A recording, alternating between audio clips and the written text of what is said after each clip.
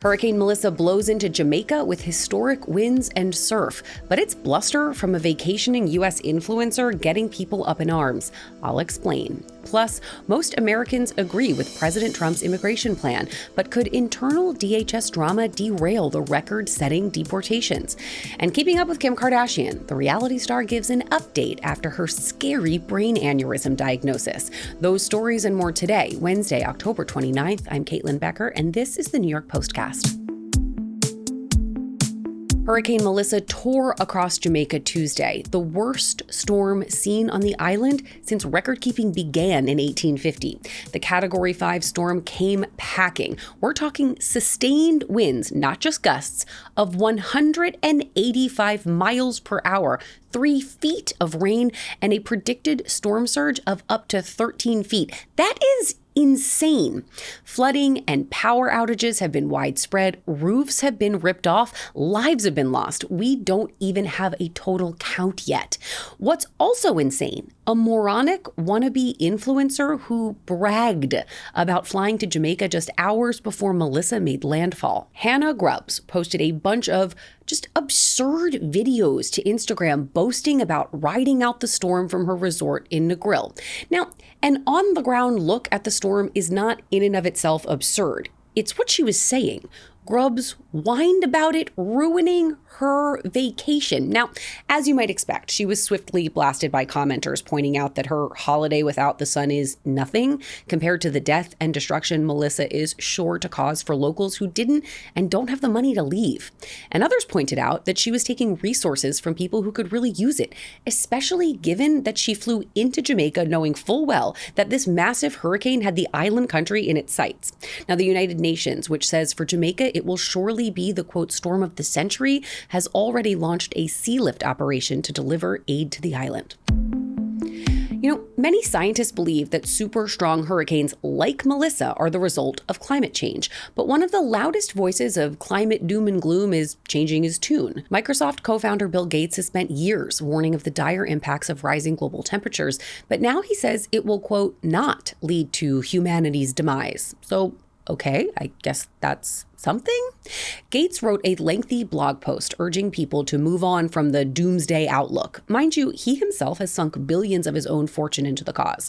Now, before you start calling the tech wizard a climate change denier, let's parse this out a bit. He's not saying it's not real, nor that it isn't going to cause problems. See Hurricane, Melissa. What Gates is saying is that climate change will have serious consequences, especially for those in poor countries, but it's not going to be Waterworld or Mad Max. Quote, people will be able to live and thrive in most places on Earth for the foreseeable future. Israel has launched a series of attacks against Hamas inside Gaza. The latest barrage came just hours after Prime Minister Benjamin Netanyahu ordered, quote, immediate and powerful strikes after claiming Hamas attacked Israeli defense forces. The troops were stationed in the southern city of Rafah when they were attacked by Hamas gunmen on Tuesday. Hamas also shelled the area the IDF was operating in. Now, if you're scratching your head here and thinking, wasn't there a ceasefire? Yes, there was, and the use of force by Hamas is a clear violation of the fragile peace deal negotiated by President Trump earlier this month. The terror group has also failed to return the bodies of several Israeli hostages, another violation of that agreement. Now, a similar episode played out last week in Rafah, and Hamas denied involvement, blaming anti-Hamas militias instead. Now, Hamas also denied this latest incident, claiming that they are committed to the ceasefire agreement. More than half of all Americans back President Trump's immigration policies and said that all illegal immigrants should be deported regardless of whether or not they've committed additional crimes. This fresh data comes from a new poll by JL Partners exclusively obtained by the Post. More than 2/3 of respondents, including 58% of people who identify as Democrats, said that they want illegal migrants who have broken additional laws removed from the country. Half of all those polled said that the president's border policies were either about right or didn't go far enough. Only 38% said that the administration was going too far. Our own politics reporter Ryan King dug deeper into these numbers, and he joins me now. So Ryan, this poll comes during a time of lots of anti-ICE protests coast to coast, but the data seems to kind of go against the arguments of those protests. So where is the disconnect here? Yeah, it was pretty surprising. The poll basically indicated that a lot of President Trump's deportation policies are a little bit more popular than previously thought. The poll suggested that by a margin of about 2 to 1, respondents who are registered voters supported deporting all illegal immigrants. Now, there were a big chunk of voters in that group that were unsure or didn't really have a strong opinion. The poll also showed that a lot of voters broadly really want criminal illegal immigrants deported, illegal immigrants that have committed other crimes. And that includes a lot of support among Democrats. There are about 58% of Democrats that wanted criminal illegal immigrants to be kicked out of the country.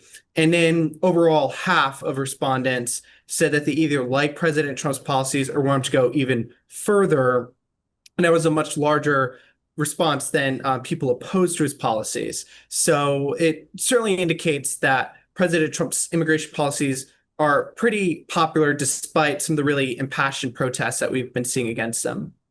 Now, this would seem to give the administration a kind of vote of confidence for their current policy, or at least the trajectory of it. So, can we expect more of the same from the White House going forward? I think for the most part, yes. Trump has been really clear that he thinks immigration is a winning issue for him. It was one of the top issues of the 2024 campaign election cycle. It's consistently polled as one of his top issues overall. The president really sees this as a strong issue, and he's probably going to still recalibrate some of the finer issues of it. A few days ago, he basically said that he was against one of the controversial raids that took place at a Hyundai plant.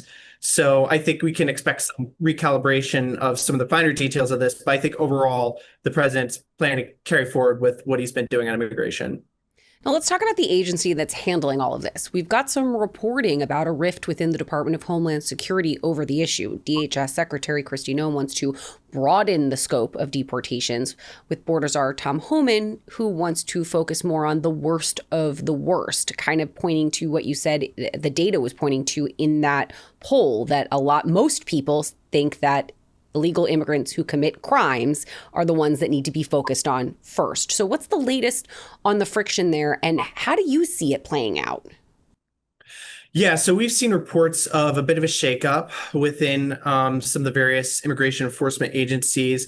There were heads of ICE that were supposedly removed in key cities such as Los Angeles, San Diego, Phoenix, Portland, et cetera. There's been a bit of a shakeup. And what we've generally been seeing is ICE leaders were replaced with personnel from Border Patrol. And speaking to that larger rift, it seemed that the head of ICE, Todd Loynes, had favored kind of what Tom Homan, the border czar, wanted, of more of a focus on illegal immigrants who have committed really aggressive crimes, versus Kristi Noem and the head of Border Patrol, who have wanted a broader focus. So right now, the Department of Homeland Security has kind of been downplaying some of these reports of rifts. But I think we'll expect to hear more from Noem and more from Homan. I think the Trump administration is really keen on trying to put on a united front when it comes to these issues. So I think they'll try to work through it as best they can. It does sound like it's kind of boiling down to quality or quantity, and you just can't have both. There's only so much time, money, and resources that can go to one thing, no matter what that thing is. All right, we'll be looking forward to see exactly what the administration does with their immigration policy moving forward. Thanks so much. Yes, thank you. Thanks so much. As the government shutdown enters its 29th day, the clock is ticking for the 42 million Americans who rely on food stamps, also called SNAP benefits, to help them buy food. Funding for that program runs out on October 31st, so payments scheduled to go out on November 1st, this Saturday, won't go out.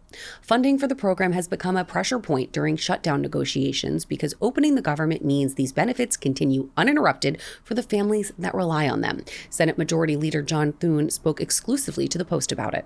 The simplest way to end it and the simplest way to make sure that people are getting the food assistance they need is to pick up the bill and give us 5 votes. And 3 Democrats voted to pass the bill on Tuesday, the 13th such vote. Rather than offer 2 more votes, a group of Democrat-led states instead filed a lawsuit against the Trump administration, claiming that suspending food aid benefits violates federal law. Meanwhile, a new trend on TikTok: SNAP benefits recipients threatening to start looting grocery stores if they don't get their money on November 1st. And finally today, some good news from Kim Kardashian. If you were worried about Kimmy since I told you about her tiny aneurysm last week, you can rest easy, my friends. Kim stopped by Good Morning America on Tuesday and gave an update. You'll see in the next episode, I did go and get a Pronuvo scan, and I had to end up going and getting tons of other brain scans at Cedars with all the team, and so just tune in next week, but everything works out. Ooh, momager Kris Jenner taught her well. Never give away the juiciest bits and always be promoting. Now, you mean to tell me the major health scare revealed in the premiere of the new season of The Kardashians turned out to be no big deal?